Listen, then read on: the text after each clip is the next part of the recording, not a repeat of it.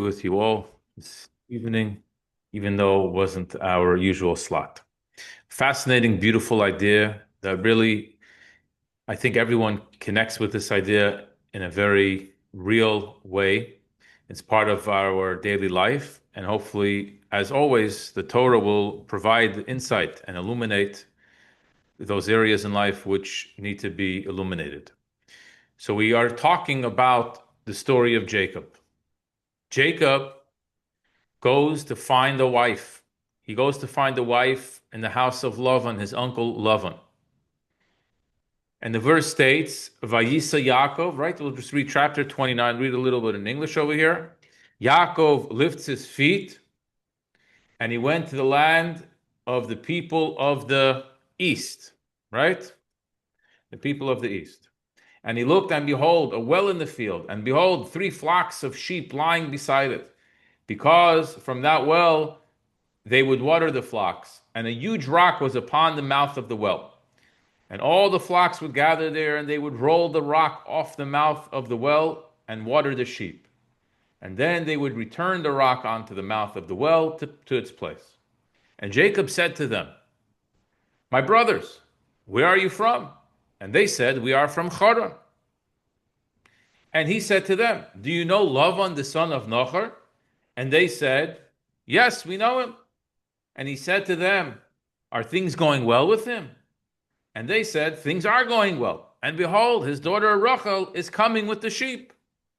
And he said, The day is yet long. It is not the time to take in the livestock. Water the sheep and go, pasture.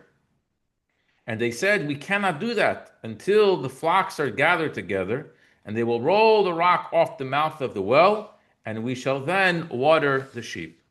While he was still talking to them, Rachel came with her father's sheep, for she was a shepherdess.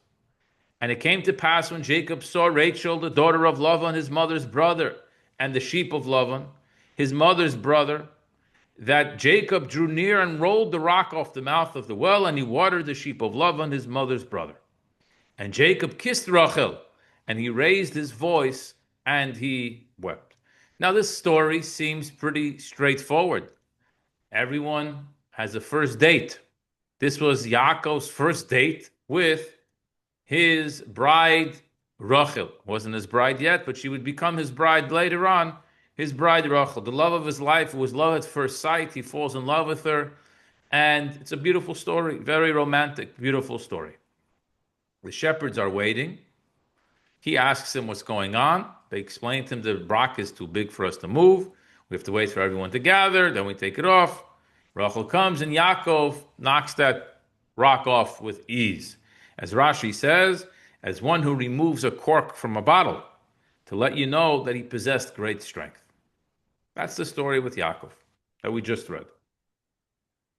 Now, let's analyze the story for a moment, knowing the players in the story over here. First thing is, what's this conversation between Jacob and the shepherds? It's seemingly irrelevant. What's the relevance of that part of the story? But what's even greater of a question is, the real big question over here is, if you take out your phone now and you Google, what are the top 5 reasons that a bachelor would spend his time in the gym working out? What do you think one of those answers would be? To impress the girls. To impress the girls, right? Get those biceps, the 6-pack, and you think it's going to attract the young ladies, right? It takes hard work. It takes hard work to get that shape. It doesn't come overnight. You have to spend time in the gym. You have to eat healthy. You have to diet properly. Yeah. From everything we know about Jacob, he seems to be a guy that was hanging out in the yeshiva all day. Where did he come to knock this rock off? Where did that come from? I mean, we understand Rachel came, he wants to flex, to show how strong he is. That we get. All men understand this. He wanted to impress her.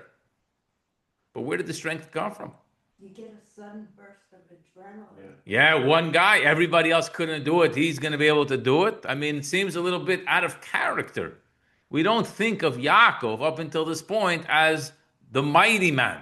We know from him as exactly. We know from him as the one who was quiet. The Torah calls him an ish tam, a simple child who would sit and study all day. He was a reader,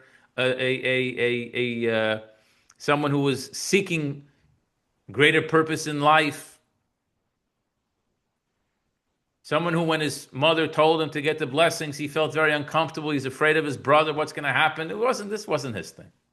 He wasn't hanging out in the gym. He wasn't looking to impress girls. He wasn't looking for any of this stuff. He seemed so confident. He seemed so confident. Exactly. He wasn't like, oh, it's not like he tried. Rashi says he just took it off like you pull a cork out of a bottle to show how strong he was. It's like it doesn't fit with anything we know about Yaakov. It seems not to fit at all.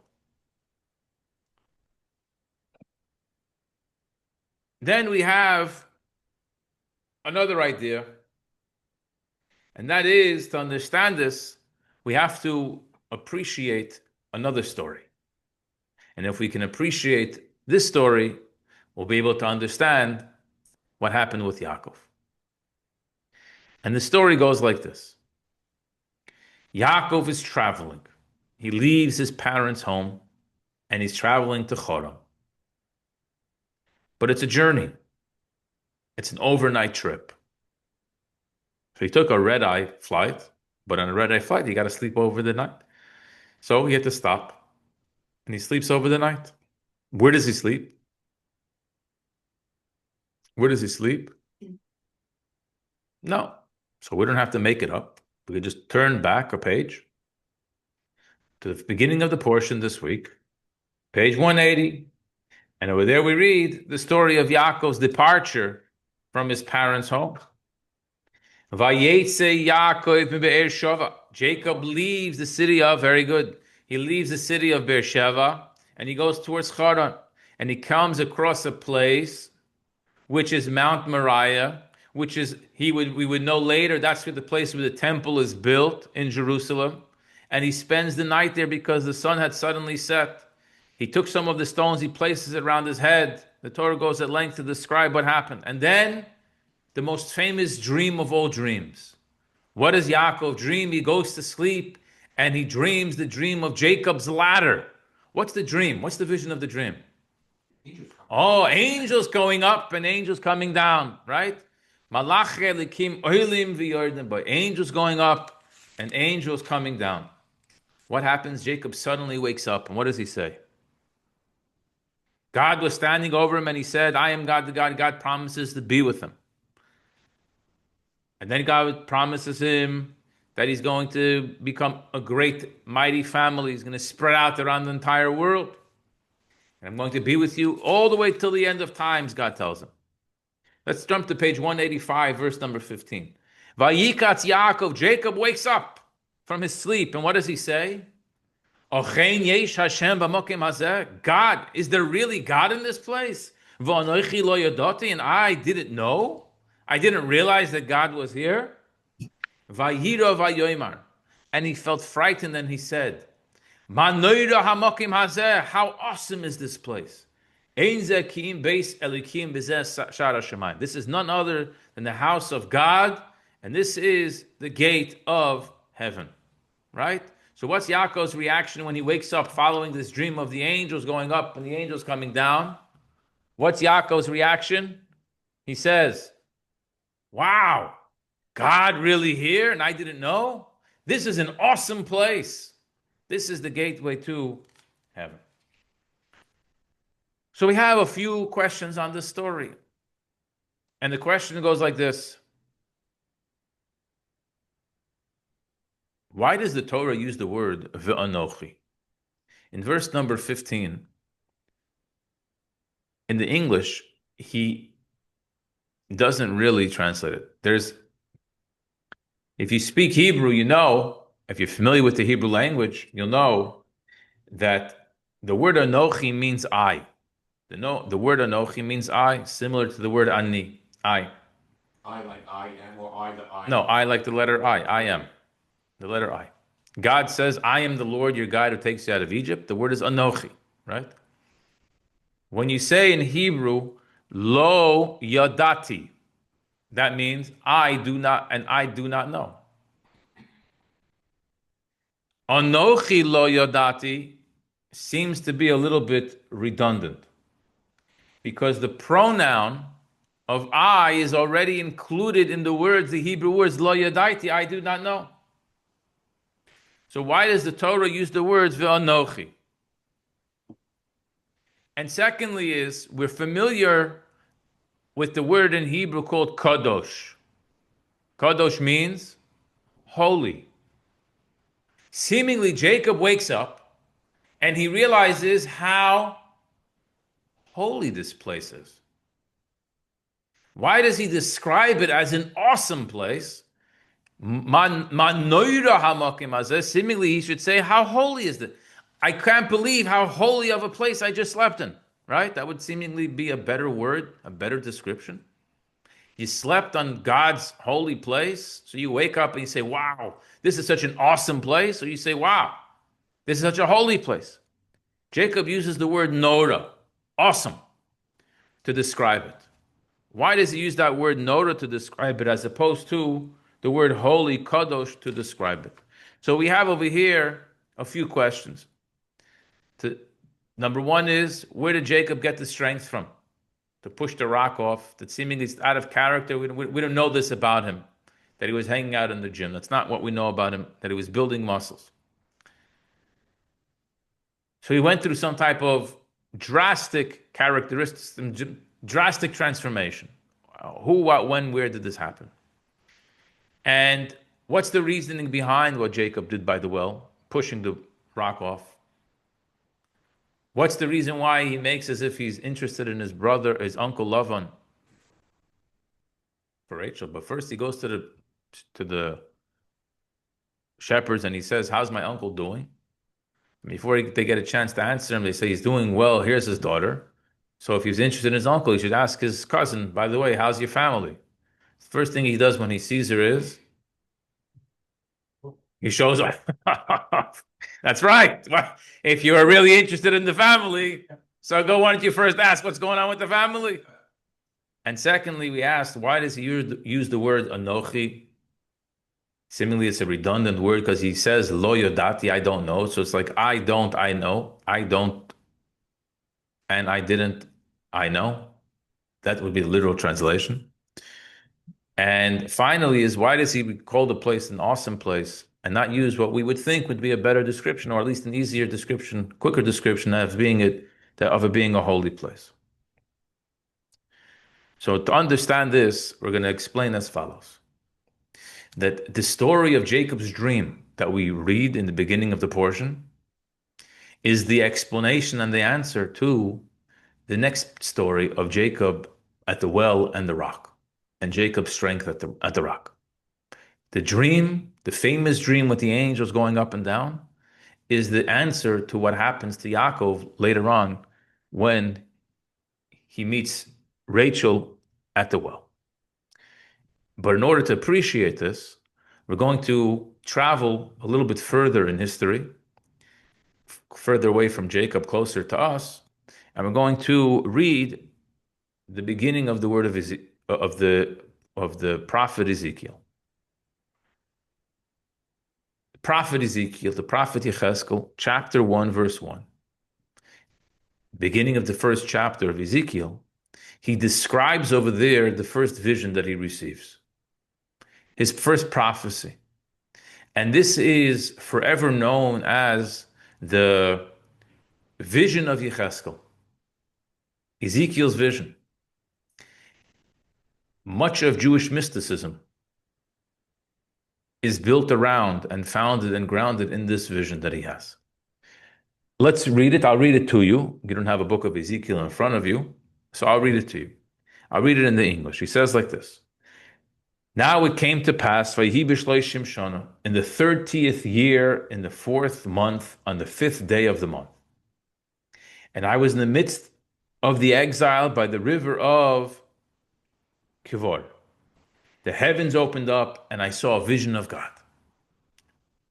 On the 5th month of the year, that is the 5th year of King Yoyachin's exile. The word of God was revealed to Ezekiel, the son of Buzi, the priest, in the land of Kastim, by the river of Kvar. And the hand of God came upon him there.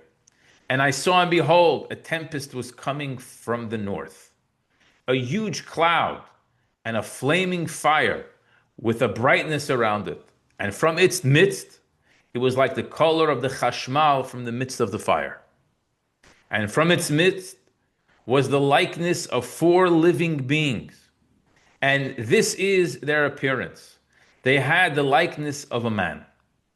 And each one had 4 faces. And each one had 4 wings. And their legs were a straight leg. And the soles of their feet were like a round foot. And they sparkled like the color of a burnished copper. And human hands were beneath their wings on their 4 sides. And their faces and their wings were the same to all 4 of them. Their wings joined one to the other. They did not turn when they walked. Each one would go toward the direction of his face. And the likeness of their faces was the face of a man. And the face of a lion was on the right, to the 4 of them.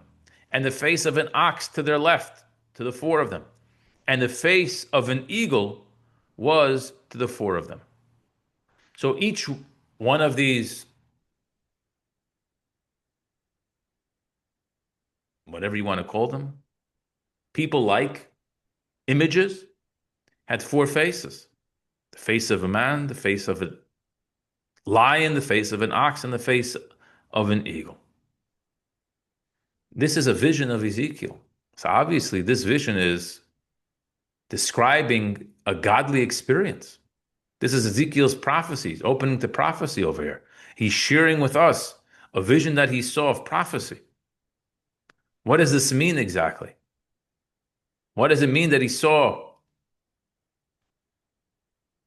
ox, lion, eagles? What are these things? Well, that's what Jewish mysticism discusses. A lot of discussion is about these ideas. What exactly did he see? What was the message? What is being conveyed over here? But that's not what we're going to focus on. There's not a class on the prophecy of Ezekiel, because you need a lot more than one class. There's a page in the Talmud. Some say don't even go there.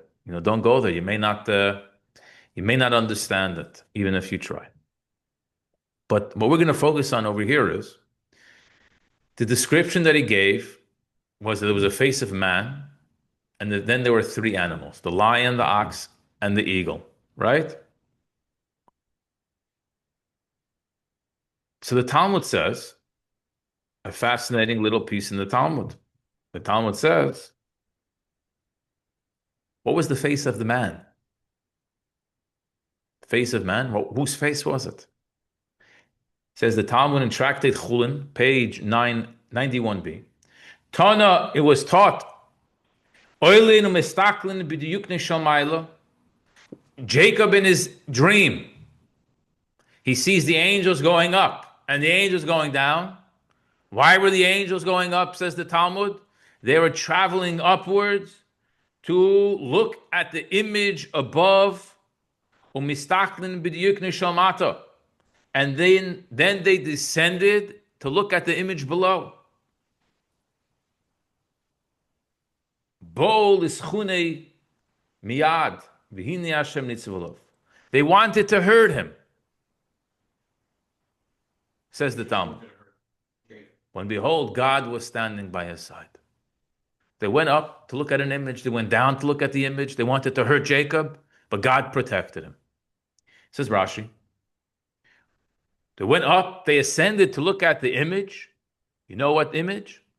They went to look at the image that Ezekiel describes on the chariot of God, because the image was the image of Jacob. It was Jacob's face. They went up to look at it. And then they came down and they saw the same face. Whoa, whoa, whoa, whoa, whoa. The face that's sitting in heaven is the same face that we see down here. They became jealous. The angels they wanted to hurt Jacob. This cannot be. It can't be. Such a phenomenon cannot exist. Weren't they because they didn't believe that this is possible. This cannot be. We'll explain soon. And therefore they wanted to disrupt this. But God was there to protect them.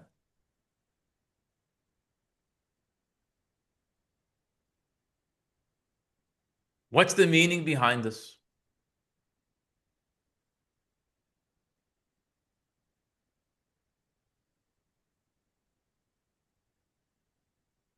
There was a great Kabbalist, he lived a few hundred years ago.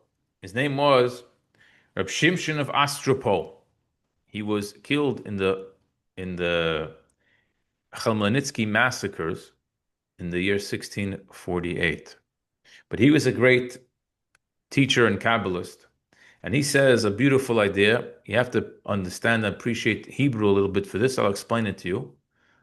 But he says like this. Jacob wakes up. He wakes up from his dream. And he says, Ochein yesh Hashem b'mokim hazeh. Ochein mean, is it really that God is over here? V'anoichi lo yodati, and I didn't know. What is the word ochein? It's spelled with 3 letters. Aleph, Chof, Nun. If you look in your Chumash, top of page 184, on the Hebrew side, you can see it. If you look with me, the 5th word of the page. The 5th word on the page is ochein. 3 letters, right? Aleph, Chof, Nun. Ochein, he says, is actually an acronym for Aryeh, Kruv, and Nesher. Lion, a Karub, and a eagle. What's the last word on the page? Ve'anochi.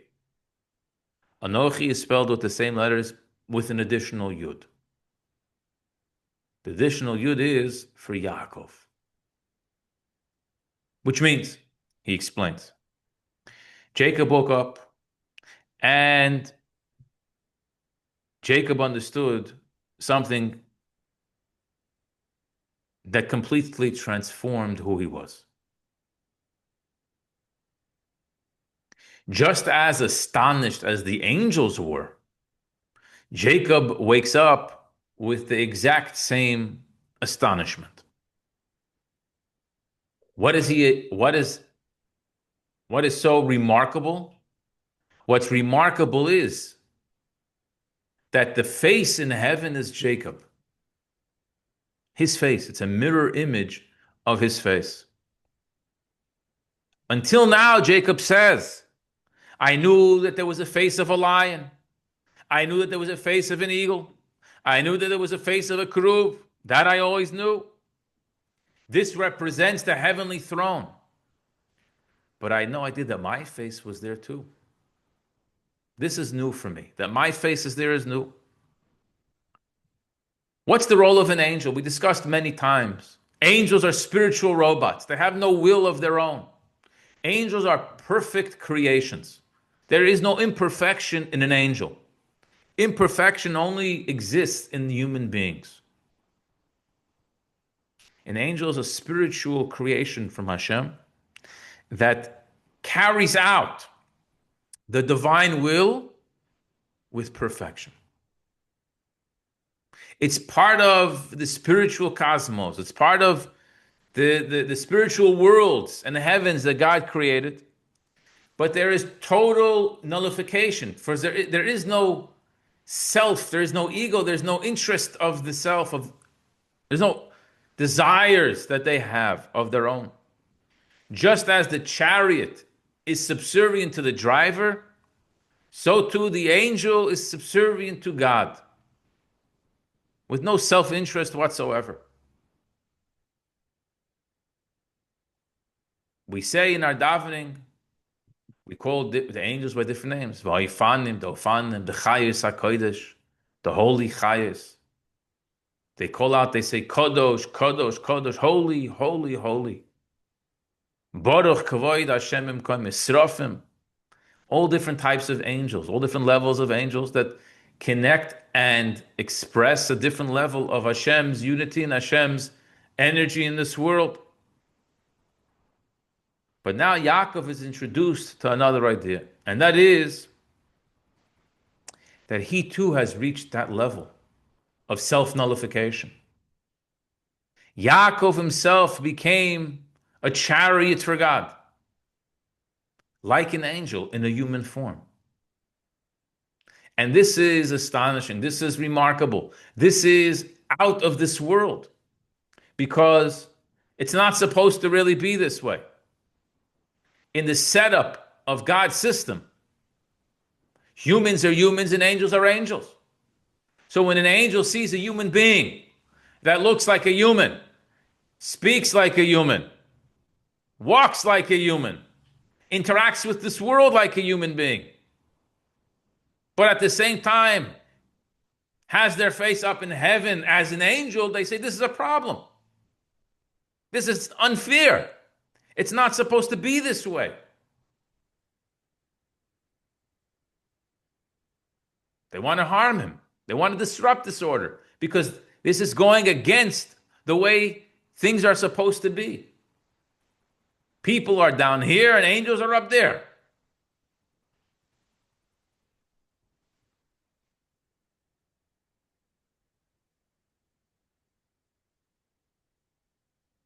A child, it's interesting. We watch a child grow up. The child learns to walk. They learn to stand.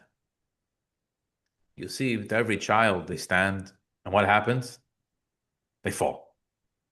They stand and they fall. They stand and they fall, but they continue going. And then they take one step. And then what happens?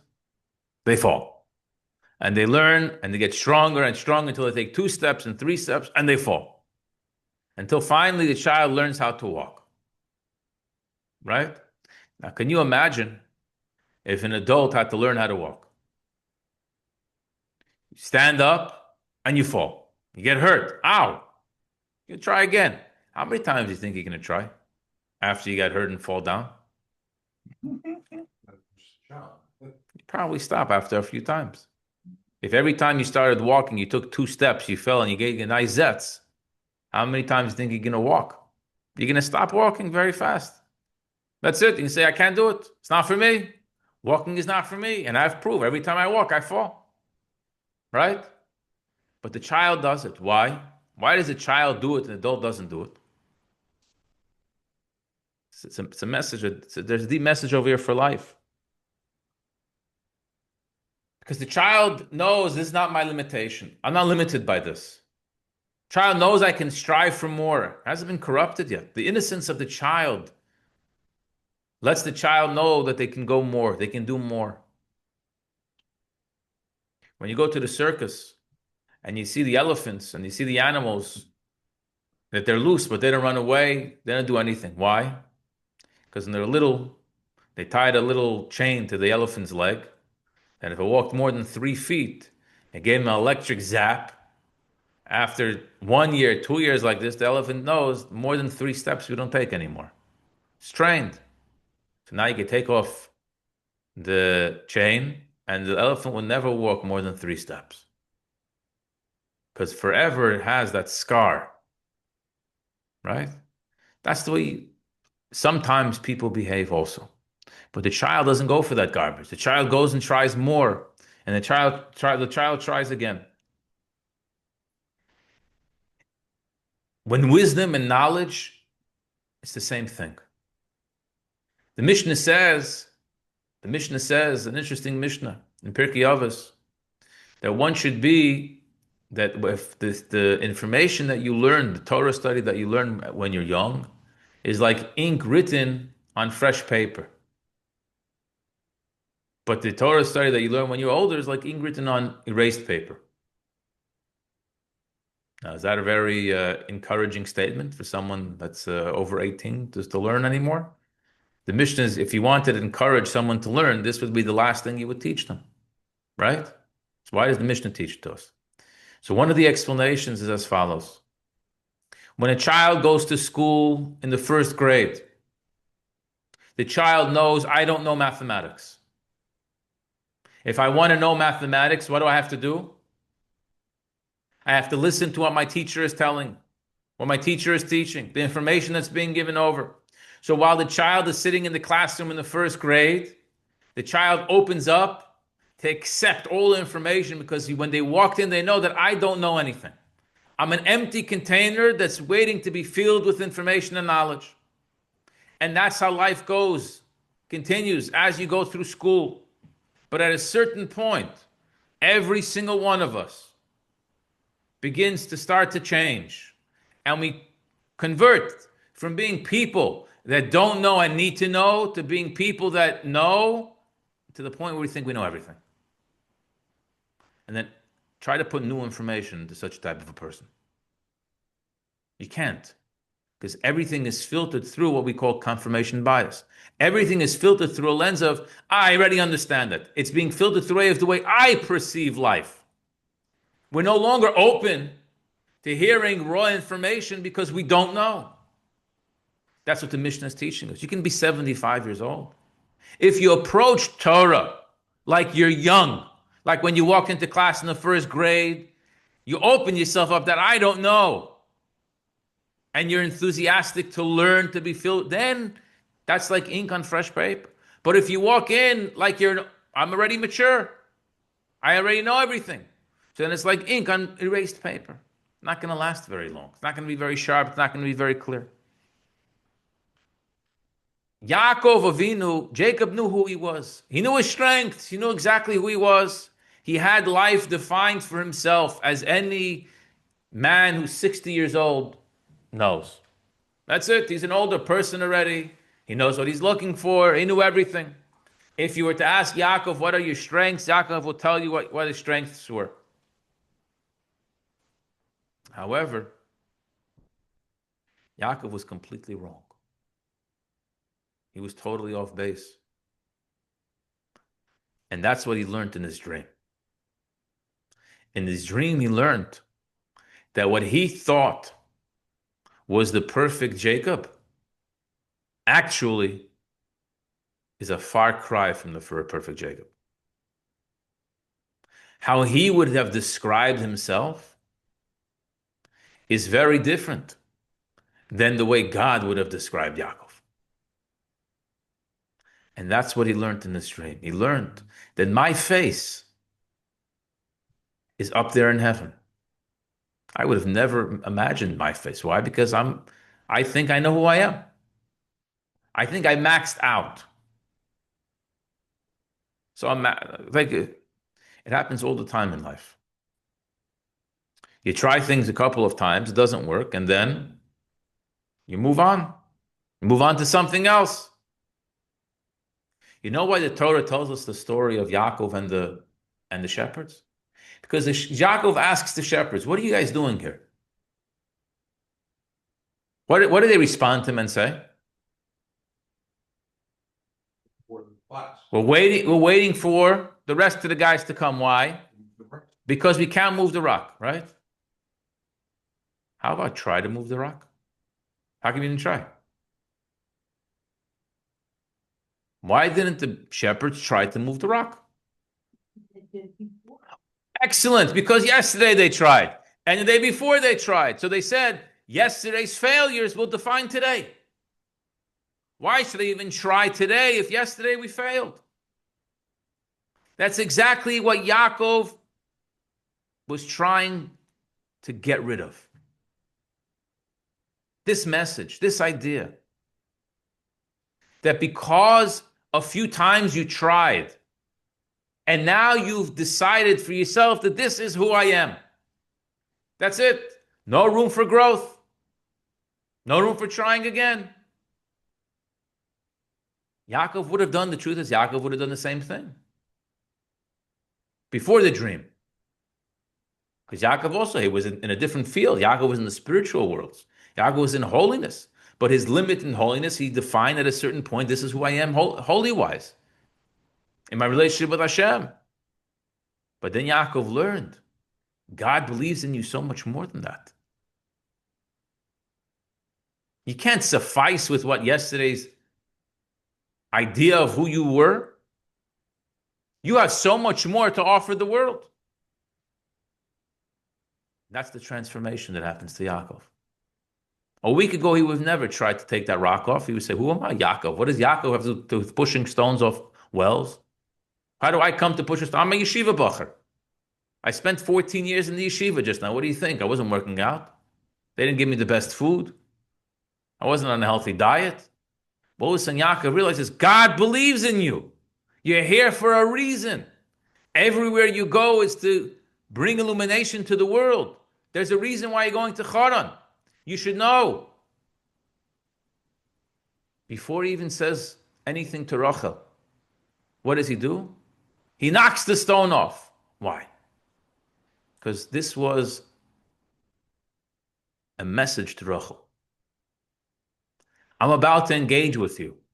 We're going to have a chat. We're going to hug. We're going to kiss. We're going to get married. But I'm going to have to live with your father for a long time. I'm going to start a family over here. And you want to know, are you serious? That's just like a girl, the husband, you marry me. I don't know you could take care of me. How do I know I could trust you? How do I know? Well, you don't know. The truth is you don't know. Right? That's why so many marriages end in divorce, because you don't know. You think you know till you find out. But Rachel's Yaakov comes and says like this. I know as soon as I talk to you, you're going to ask this question. You just came from the yeshiva. You came from Isaac's home and Rebecca's home. You can't live in loved one's house. You don't know how to handle such type of an environment. How is a guy like you going to live in loved one's environment, in Haran? It doesn't work. It doesn't work. It's like taking a guy from Florida and putting him in the North Pole. It doesn't work. They're not going to know how to handle it. Simply not going to work. So Yaakov says, let me show you something. God believes in me. God has given me the ability to be able to handle even your father, love him. We'll be able to handle life in Haran, in the most corrupt of places at the time, the most ungodly environment at the time. And I'll show you how. By knocking this stone off, Yaakov showed that he has remarkable strength. He has unbelievable strength. Strength of character that God believes in him. This was all on display when he pushed the rock off. The fact that others tell me it cannot be done doesn't mean I'm not going to do it. It's an unbelievable idea over here. And his message to the shepherds were, why did you not try today? The fact that you couldn't yesterday was for yesterday. But at least try today. You never know what's going to happen today. Don't say you can't. Especially if you didn't try. So this all happens to Yaakov in the dream. When he sees the angels going up and coming down. The angels look at Yaakov and they say, this is like an impossibility. That there should be a heavenly figure like Jacob. Someone's the first face in this image of Ezekiel. On this chariot, this fiery burning chariot, Chashmal, and all these descriptions over there. We don't even know what these things mean. It's Jacob's face. It's the Jacob's face, the same Jacob that's about to move to Haran, to go deal with Lavan, to go deal with all the narishkeit and the cheating and the thievery and all the stuff that we read about in this week's Parsha later on, how he switched girls on him, and then he switched business arrangements and agreements with him. He broke every deal that they had together. All of that, how did Yaakov live through it? How did Yaakov, this nice, shy, quiet yeshiva boy, how did he live through it? Because he was transformed during his dream. He was transformed by the vision that he saw. That vision taught him that God believes in him. That vision taught him that he has what it takes, even more than from what he defined for himself. Something that was very special and very unique.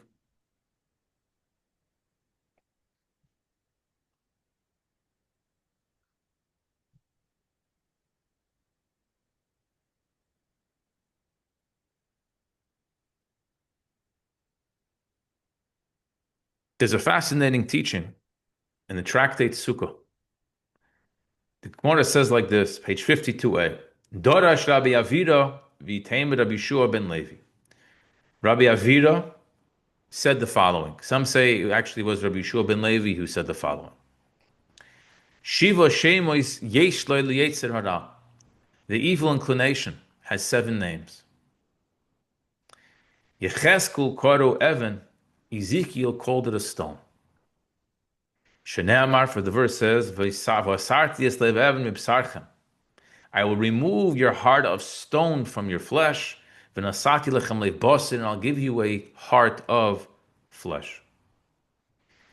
So the Sfas Emes, the Gerer Rebbe, he explains that when we read in our portion that the large big stone was on the well, it doesn't say there was a large big stone on the well. It says the large stone was on the well. You know why it says the, not a? Because this is a hint. The Torah is telling us there's a message here beyond just the physical stone that was on the well. The stone refers to the evil inclination.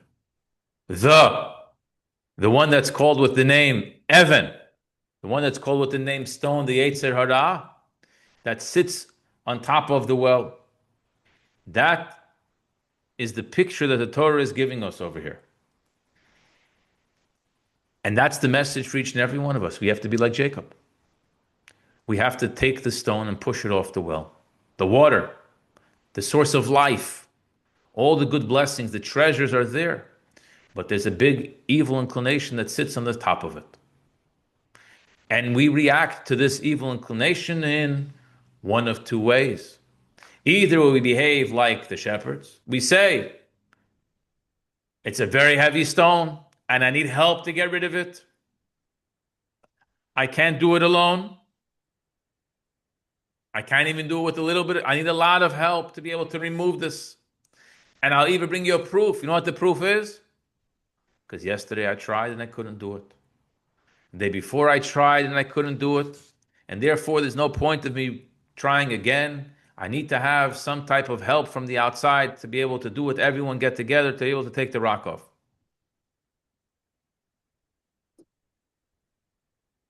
It's like imagine someone doing a job their whole life. And then at the age of 75, they're told that they should do a career change. Seek a new profession. I can't. I'm doing this. This is way I know life. You can't. It doesn't work like that, right? Yaakov says, actually, no, it does. You could be 75 years living in a world where you think that the stone is too heavy for you to remove. You could have lived 75 years like that. But the truth of the matter is that God gives you the strength to be able to remove the stone. Don't look at past experiences and allow it to define the success of your future. Don't look at anything that happened to you other than today. It's a new day. And because today is a new day, I have to put forth my best effort without any prejudgments. I'm going to give 100% in order to remove the stone from on top of the well.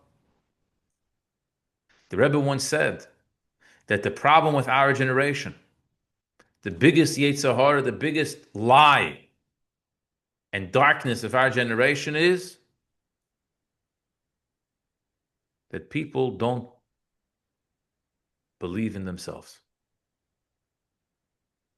We don't believe enough in ourselves. We settle right away for saying, I can't very fast. We need somebody else's help. You need excuses. These are all just simple excuses. But at its core, what's the message? We're not capable of doing it. It's a big lie. The truth is you could do it. We have the strength to do it. So what's holding us back? What's holding us back is the big stone. And